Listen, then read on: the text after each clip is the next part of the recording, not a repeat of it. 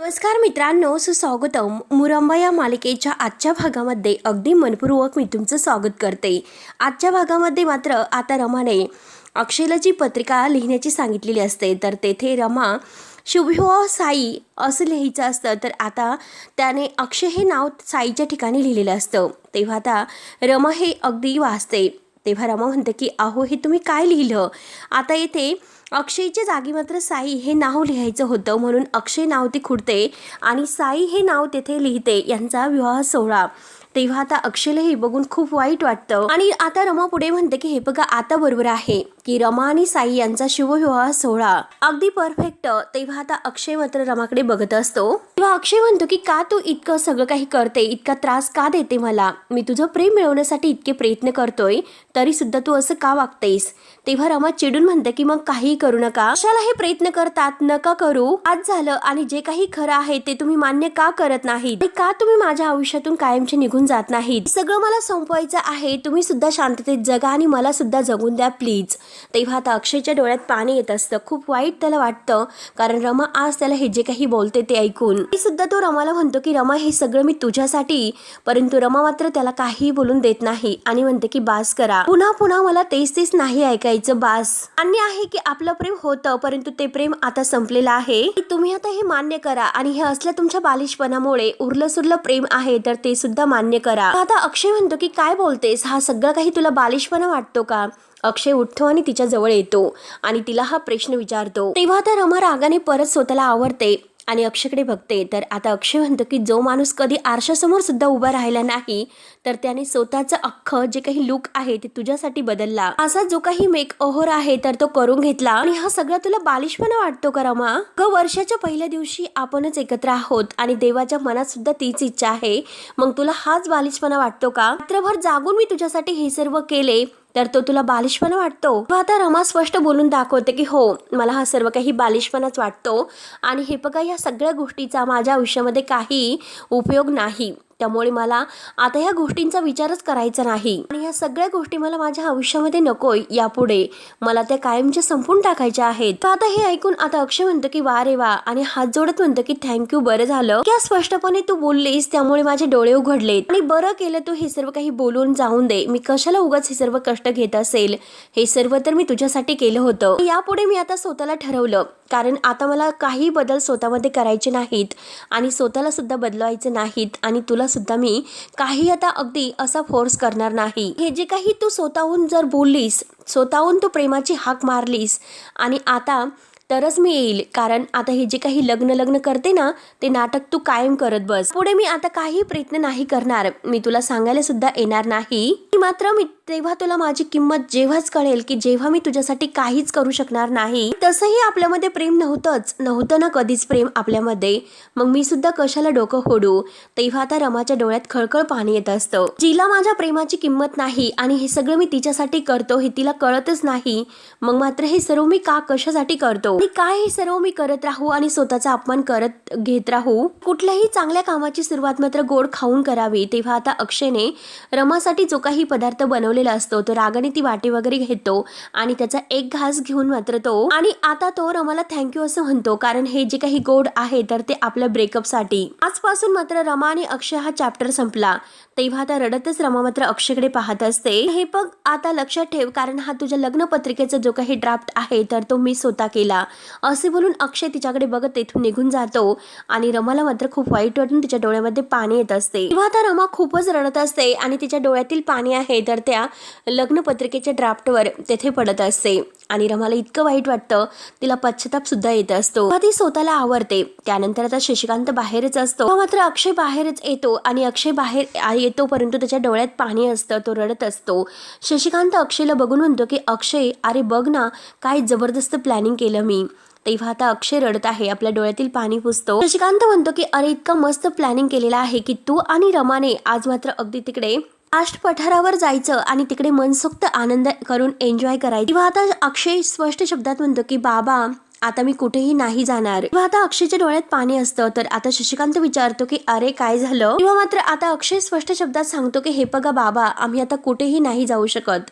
आमचा ब्रेकअप झालेला आहे. आता कुठेही जाण्याची गरज नाही, कारण सगळं काही संपलेलं आहे. तर कारण रमा आणि अक्षयचा आता कायमचा ब्रेकअप झालेला आहे आणि हे बघा बाबा, सगळं काही संपलेलं आहे. त्यामुळे मात्र कुठेही जाण्याची गरज नाही आणि तुमच्या कोणत्याही आयडियाची गरज नाही. दोघंही आपण आनंदात राहू आणि एकमेकांसाठी तेच आता पुरेसं आहे. तेव्हा आता हे ऐकून आता शशिकांतला धक्का बसतो. शशिकांत अक्षयला समजावतो, अरे तू वेडा आहेस का. अरे अक्षय असं हार मानून कसं चालेल बरं. अरे अक्षय लढण्याच्या अगोदर तलवार उभी करायची नसते, हे लक्षात ठेव. आता अक्षयचे पूर्णपणे हातपाय गळालेले असतात आणि तो पूर्णपणे स्तब्ध होऊन खाली बसतो आणि म्हणतो की हे बघा बाबा, जिच्यासाठी आपण इतकं लढतोय स्वतःच मात्र आपल्याला हार असं म्हणते. तेव्हा आता शशिकांत म्हणतो की अरे लढण्याच्या अगोदर तू हार कशाला मानतोस, तलवार हातामध्ये घ्यायची असते. तेव्हा आता अक्षय म्हणतो की मग तीच मला हार म्हणते, तर मी कशाला लढू, सांगा बाबा, तुम्हीच सांगा. आता शशिकांत अक्षय जवळ बसतो आणि शांतपणे अक्षयला म्हणतो की अक्षय, सगळं तुला सुद्धा माहिती आहे की रमा तुला उगाच छळते म्हणून. अरे तिला तू हवा आहेस. यावर आता अक्षय म्हणतो की हो माहिती आहे, मला सगळं काही माहिती आहे. रमाचं माझ्यावर अजून सुद्धा प्रेम आहे, तिच्या डोळ्यात मला ते प्रेम दिसते. परंतु आता मात्र बिचारीची घुसमट होत आहे आणि आमच्या दोघांच्या ह्या वडवताडीचा जे काही त्रास आहे तर तो त्या बिचारीला होतोय. म्हणूनच मात्र हा निर्णय मी स्वतः आता घेतलेला आहे. हा मार्ग मी पत्करलेला आहे की बाबा, तिने स्वतः मात्र मला सोडण्याच्या अगोदर मीच तिला सोडतोय. म्हणजे तिला तर असं वाटत राहील की अक्षय वाईट वागला, अक्षय स्वतः मला सोडून गेला आणि त्याला काही दुःख वगैरे झालेलं नाही. आता शांत राहणं आणि आनंदी राहणं हे आता खूप महत्वाचं आहे, गरजेचं आहे ते. आता शशिकांत म्हणतो की अरे अक्षय, तू स्वतःला का उद्ध्वस्त करून घेतो. तुझं प्रेम आहे ना रमावर, मग का स्वतः माघार घेतोस. तेव्हा आता अक्षय म्हणतो की हेच ते प्रेम आहे बाबा, मी तिच्यापासून कायमचा लांब निघून जाईल आणि इथून 5 गणितून सुद्धा मी कायमचा निघून जाणार आहे. जे काही हे बॉन्डचे 5 लाख रुपये आहे ते मी पैसे गोळा करेल आणि हे पैसे मी देऊन टाकेल. त्यामुळे मात्र मला आता रमाच्या कोणत्याही जुन्या आठवणी नकोय. पण अक्षय आता स्वतःला आवरतो आणि डोळ्यातील पाणी वगैरे पुसून तेथून निघून जातो. शशिकांत त्याला आवाज देत असतो की अक्षय ऐक, अक्षय ऐक. अक्षय काही न ऐकून घेता तेथून आता अगदी नाराज होत निघून जातो. आता शशिकांतला खूप वाईट वाटतं, त्याच्या डोळ्यात पाणी येतं आणि तेवढ्यात तेथे जे देवी आईचं मंदिर मूर्ती आहे तर त्या मूर्तीजवळ तो येतो आणि देवी आईला विचारतो, आई अगं कसली परीक्षा बघतेस तू, आणि आई तूच आता त्या दोघांना एकत्र घेऊन ये. आता जे काही ते दोघं खरं प्रेम करत आहे तर त्या दोघांच्या खऱ्या प्रेमाची मात्र एकमेकांना जाणीव करून दे आई, आणि शेवटी तूच आहे की त्या दोघांना एकत्र आणू शकतेस. त्यानंतर मात्र आता इकडे दोन आता मैत्रिणी एकमेकींशी बोलत असतात शशिकांतच्या समोर. तेव्हा त्या 2 मैत्रिणी त्यातील एक म्हणते की अगं तुला त्या राहुलचा आयडी हवं होता ना, तेव्हा आता त्याचा नंबर तुला मिळाला का. तेव्हा ती मैत्रीण म्हणते की नाही अगं, पण मला त्याची सोशल आयडी मिळाली. त्यावर मात्र त्याची दुसरी मैत्रीण तिला विचारते की अगं सोशल आयडी याने काय होणार आहे, काही उपयोग होणार तर नाही ना. तेव्हा दुसरी मैत्रीण म्हणते की अगं अगोदर आम्ही एकमेकांशी मैत्री करणार आणि एकदा मैत्री झाली तर भेटायला किती वेळ लागतो बरं असा. तेव्हा मात्र आता ती दुसरी मैत्रीण तिला विचारते की अगं तुला तर माहितीच आहे की तो मॅरिड आहे.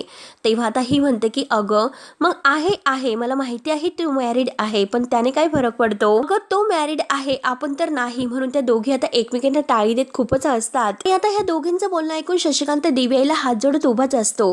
आता तेवढ्यात त्याच्या डोक्यात प्लॅन येतो आणि तो लगेच आता देवीला हात जोडतो आणि म्हणतो की आई कसली आयडिया दिली ग तू, आज तू सिद्ध केलं सगळ्या जगाची आई तू आहेस. आता शशिकांत लगेच आता पार्थला फोन करतो आणि पार्थला फोन करून सांगतो की तू अक्षयचा मात्र असा जो काही फेक आयडिया आहे तर तो बनव आणि त्यामध्ये मात्र अक्षयचा तू असा काहीतरी फोटो लाव की सगळ्या मुली असे घायल झाल्या पाहिजे, समजलंस ना. आता मात्र मी अक्षयला असा बनवतोस, मुलींच्या लाईन त्याच्या पाठीमागे लागल्या पाहिजे. काही रमाच्या मनामध्ये मी जलस्वीची आग लावली तर मी सुद्धा नावाचा शशिकांत मुकादम नाही, तिला अगदी अक्षयच्या मागे धावायला लावणार म्हणजे लावणारच. मात्र शशिकांतने हा प्लॅन ठरवलेला असतो आणि तो पुन्हा देवीला हात जोडतो. त्यानंतर मात्र आता तो घरी येतो आणि घरी आल्यानंतर अक्षय स्वतः आपल्या रूम मध्ये असतो. तो अक्षयला दरवाजा वाजून आवाज देत असतो की अक्षय दरवाजा उघड. अरे अक्षय उघड, दरवाजा उघड, मस्त प्लॅनिंग आहे प्लीज, अरे भावा दरवाजा उघड. आता अक्षय आतमध्ये असतो आणि म्हणतो की कसला प्लॅन आणि कसलं काय. माझ्या नावाचा फेक आयडिया तुम्ही बनवणार आणि त्यावर मला चॅटिंग करायला सांगणार. मग आता तुम्हीच मला सांगा की कुठल्या जगातील बाप तो मुलाला मात्र अगदी मुलींशी मैत्री करायला शिकवतो. आता शशिकांत म्हणतो की अरे अक्षय समजून घे, हाच तर एक खूप मोठा सापळा आहे. अरे तू रमापासून लांब झाला ना, मग तुझ्या आयुष्यामध्ये स्वर्ग उतरलेला आहे याची रमाला जाणीव तर झालीच पाहिजे. बघ रमा तुझ्याकडे कशी धावत येते ते. अक्षय ऐकायला तयार नसतो. अक्षय म्हणतो की या सगळ्याची मला गरज नाही. अरे रमाला हे सर्व कळालं पाहिजे की मग बघ तिची तगमग काय होते ते. तेव्हा अक्षय म्हणतो मला हे सगळं नाही करायचं, मला त्याची गरज नाही. तिलाच माझी पर्वा नाही, काळजी नाही, मग मी सुद्धा तिची काळजी का घेऊ, का तिचा पर्वा करू. आणि यातील मात्र मला सर्व काही करायचे नाही. लक्षात ठेवा मी स्वतः आता माझा आहे आणि रमा आणि माझा ब्रेकअप झालेला आहे, हे तुम्ही लक्षात घ्या. शशिकांत म्हणतो की अक्षय अरे तुला कळत नाही की लोहे को लोहे काटता है, हीच ती जगाची रीत आहे. तेव्हा अक्षय म्हणतो की मला काहीही सांगू नका, मी तुमच्यावर विश्वास नाही ठेवू शकत आणि मला तो लोहा सुद्धा व्हायचं नाही आणि तो लोहा सुद्धा कापायचा नाही. प्लीज मला एकट्याला सोडा आणि मला शांत राहून द्या. तेव्हा आता शशिकांत म्हणतो की प्लीज अरे अक्षय दरवाजा उघड, म्हणून तो सारखा दरवाजा वाजवत असतो. अक्षय मात्र आपल्या कानामध्ये बोट वगैरे घालतो आणि कान बंद करून तो आता निवांत बसलेला असतो. आता शशिकांत ऐकायला तयार नसतो. शशिकांत त्याला दरवाजा उघडण्यासाठी अगदी दरवाजा जोरजोराने वाजवतो आणि तेवढ्यात ते आरोही येते. आरोही म्हणते की काय झालं आजोबा, मिशन ड्रामा आहे तर तो फेल झाला की काय. त्यावर लगेच आता अक्षय म्हणतो की अगं तुझा बाबा आहे ना, बाबा एकदम अगदी चमया आहे चमया. तुझ्या बापाचं अगदी एक अकाउंट सुद्धा सोशल मीडियावर नाही. तूच सांग की मुली त्याच्याशी कशा बोलतील बरं. आता आरोहीला खूप हसायला येतं आणि ती म्हणते की आजोबा अहो तुम्ही पण ना भुवर आहात, भुवर आणि आम्ही जनलपा. हे बघा आमची स्टाईल मात्र वेगळी आहे. आता शशिकांत म्हणतो की मग तुझ्या स्टाईलने मला सांग की काय करायचं आहे ते. एखाद्या आईने तुला डोकं दिलं असेल तर सांग बरं, मला काही आयडिया आहे का तुझ्या डोक्यामध्ये. आता आरोही विचार करत असते. आता शशिकांत तिच्याकडे बघून हसतो. आता आरोही म्हणते की आयडिया आली माझ्या डोक्यामध्ये. शशिकांत विचारतो की काय. आरोही म्हणते की किती सिंपल आहे बाबा. मात्र आता लगेच ती शशिकांतला जो काही प्लॅन आहे त्या प्लॅनबद्दल समजावते. आता शशिकांतचा चेहरा तर लगेच खुलतो आणि तो म्हणतो की खरंच काय, माय गॉड काय आहेच ग तू हुशार इतकी. खरंच मला तुझा अभिमान वाटतो. I am proud of you. माझी नात तू शोभतेस. म्हणून तिच्या हातामध्ये हात देऊन तिला आता शशिकांत जवळ घेतो. तिची पाठ थापडत म्हणतो की शबास. आता मात्र आपण रमाला मात्र आणखीनच जलस करायचं म्हणून एकमेकांना ते अगदी टाळी देतात आणि त्यांचा प्लॅन ठरतो. त्यानंतर आता अक्षयला सगळे काही फोन यायला सुरुवात होते.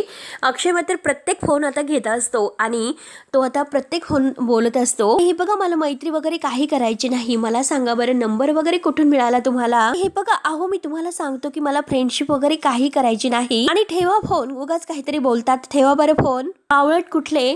आणि आता अक्षय तो फोन ठेवतो तर दुसरा फोन अक्षयला येतो आणि अक्षय पुन्हा तो फोन घेऊन हॅलो असं म्हणतो आणि तो फोन सुद्धा आता फ्रेंडशिपचाच असतो आणि तो सारखा सांगतो की हे बघा मला फ्रेंडशिप वगैरे काही करायची नाही, तुमच्या घरी येऊन मी काय करू आणि हा तुमचा काय टोन आहे बरं. हे बघा मी काय करू, तुम्हाला जे काही हवं आहे ते तुम्ही करा. अक्षय आता त्या फोनवर खूपच असा चिडत असतो आणि हे बघा तुम्ही गॅसवर झोपा, आता जे काही काम तुम्हाला करता येईल, झाडांना पाणी वगैरे घाला, ते सगळं काही तुम्ही करा. आणि हल्ली बायका मात्र आता घरी राहून सुद्धा शिक्षण घेतात, UPSC आणि MPSC ची परीक्षा देतात. मग तसं काहीतरी करा, स्वतःला त्याचा नक्कीच फायदा होईल. आणि हे बघा मला फ्रेंडशिप वगैरे काही करायची नाही. म्हणून मात्र रॉंग नंबर करून आता अक्षय रागाने फोन ठेवतो. आणि तेवढ्यात मात्र शाळेच्या ह्या तिन्ही मॅडम आहे तर त्या अक्षय जवळ येतात आणि तेवढ्यात आता त्या मॅडम विचारतात की काय झालं सर, कालपर्यंत तर तुम्ही म्हणत होतात की सोशल मीडियाचा कंटाळा आला म्हणून. दुसऱ्या मॅडम म्हणतात की अहो सर तुमचे DM चेक करा, खूप काही मेसेज आहे तर ते अगदी पेंडिंग असतील. तेव्हा मात्र आता अक्षय आपला मोबाईल इकडून तिकडून बघतो आणि विचारतो की DM काय असतं. तेव्हा लगेच ते मॅडम सांगतात की DM म्हणजे डायरेक्ट मेसेज. अक्षय म्हणतो की काय बोलता डायरेक्ट मेसेज, मी तर तुम्हाला अगदी कुणालाच नंबर दिलेला नाही आणि माझं अकाउंट सुद्धा सोशल मीडियावर नाही. म्हणजे आता हे अकाउंट आणि माझा नंबर नक्की हे बाबांचं काम असणार. म्हणून अक्षय डोक्याला हात लावतो आणि आता हे सगळे बाबांनी केले हे अक्षयच्या लक्षात येते. त्यानंतर आता इकडे शशिकांत मात्र आरोहीला सांगतो की तू आता शाळेत जायचं आणि शाळेत जाऊन गेल्यानंतर काय करायचं हे तर तुला माहितीच आहे ना. आरोही म्हणते की हो हो. आता आरोही हो हो करत लगेच बाय करून शाळेत निघून जाते. तेव्हा आता शशिकांत अक्षयच्या फोनची वाटच बघत असतो. त्यानंतर आता अक्षय इकडे ते मॅडम वगैरे यांना सांगतो की मी जे काही आता ते अकाउंट वगैरे आहे ते सर्व डिलीट करतो आणि मी सोशल मीडियावर नाही, ते सगळं काही मी डिलीट करतो. थँक्यू थँक्यू थँक्यू करून आता त्या म्हणजे त्या मॅडम तिथून निघून जातात आता अक्षय विचार करतो की बाबांनी हे सर्व का केलं असेल, म्हणून तो लगेच शशिकांतला फोन करतो. मात्र आता शशिकांत अक्षयचा फोन बघतो आणि डोक्याला हात लावतो. घाबरतच तो फोन उचलतो. तेव्हा अक्षय रागानेच विचारतो की ओ बाबा, हे सर्व काय करून ठेवले तुम्ही हे सर्व उलथापालथा का करून ठेवले? मी तुम्हाला सांगितलं होतं की माझं सोशल मीडियावर अकाउंट अगदी ओपन करू नका, पण तरी सुद्धा तुम्ही हे सर्व काय करून ठेवले बाबा? तेव्हा आता शशिकांत म्हणतो की अरे तू काय बोलतोस, मी मंदिरामध्ये आहे. तेव्हा आता अक्षय म्हणतो की हे बघा, तुम्ही नाटक करू नका. मला माहिती आहे की तुम्ही सोशल मीडियावर एक माझ्या नावाचं अकाउंट उघडलेलं आहे. शाळेत सगळेजण मला चिडवत आहेत, हे अगदी लाजल्यासारखं होत आहे. तेव्हा आता शशिकांत म्हणतो की अरे कशाला लाजतोस, कशाला इतकं स्वतःला गिल्टी फील मानतोस, प्राऊड ऑफ मान, अगदी स्वतःचा अभिमान स्वतःला बाळग. तेव्हा आता अक्षय खूपच चिडतो. अक्षय म्हणतो की तुम्हाला का कळत नाही, का तुम्ही असं वागतात बरं? तेव्हा शशिकांत म्हणतो की अरे रमाचा ब्रेकअप करून तू मात्र अगदी देवदूतासारखा बसला होता, त्यामुळे आता एन्जॉय कर. आणि मला एक गोष्ट सांग, रमा आहे का आजूबाजूला? तेव्हा आता अक्षय नाही असं म्हणतो. तेवढ्यात आता रमा ही काही मुलांशी बोलत येतच असते. तर अक्षय बघतो आणि अक्षय शशिकांतला म्हणतो की हो आहे, मग मी काय करू आता? त्यावर आता शशिकांत म्हणतो की हे बघ, रमा तुझ्या समोर आली ना तर तू माझ्याशी लाडीगोडी बोलायचं. तो मात्र आता अक्षय लगेच लाडीगोडी अगदी बोलायला सुरुवात करतो. रमा मात्र आता हे ऐकते आणि ती मुलं तेथून निघून जातात. तेव्हा अक्षय म्हणतो की बेबी, त्याचा काही उपयोग नाही अगदी. हे बघ ना बेबी, अगं मला तुझी खूपच आठवण येते. आणि तो अगदी पापा वगैरे घेतल्यासारखं अगदी ऍक्टिंग करतो. तसं रमाला आता खूपच जलसी होत असतो. आणि भेटूयात ना आपण, भेटूयात, नक्की भेटूयात. तेव्हा आता रमा हे सर्व ऐकत असते, परंतु त्याच्याकडे बघत नसते. तर अक्षय आता म्हणतो की काही फरक पडत नाही, कारण ती माझ्याकडे बघत सुद्धा नाही. तेव्हा शशिकांत म्हणतो की अरे बाबा, तू अगोदर बोलतं खरी, आणि त्या मुलीचा अपमान करू नकोस, बोल बरं. तुझे काही मी तुला सांगत आहे ते बोल, नक्की बोल. जोरात हसल्यासारखं कर, अगदी जोरात. आता अक्षय लगेच जोरजोराने हसतो आणि म्हणतो की ठीक आहे, आपण नक्की भेटूयात. तेव्हा लगेच आता रमाला खूपच राग येतो. रमा लगेच अक्षय जवळ येते आणि म्हणते की बाहेर जाऊन हसा आणि फोनवर बोला, शाळेमध्ये नकोय, कारण मुलावर काय संस्कार होतात या सगळ्याचे. आता अक्षय सॉरी असं म्हणतो. तो फोनवर बोलत असतो, तो रमाकडे मुद्दाम लक्ष देत नाही. तेव्हा रमा म्हणते की तुमची जुनी सवय आहे, आता चुका तर करायच्या असतात आणि नंतर सॉरी म्हणायची असते, आणि इट्स ओके असं म्हणून रमा आता तेथून जायला निघते. तेव्हा आता अक्षय म्हणतो की हॅलो, मी तुम्हाला सॉरी नाही म्हटलो, तिच्याशी मी फोनवर बोलतोय ना, तिला सॉरी म्हणतोय. तुमच्यामुळे आम्ही डिस्टर्ब होतोय, त्यामुळे आम्हाला डिस्टर्ब करू नका प्लीज. तेव्हा शशिकांत तिकडून खूप हसत असतो आणि आता बेबी वगैरे तो बोलत असतो. तेव्हा रमा विचार करते की नक्की कोणाशी बोलतोय. तेव्हा आता तेवढ्यात आरोही धावतच येते.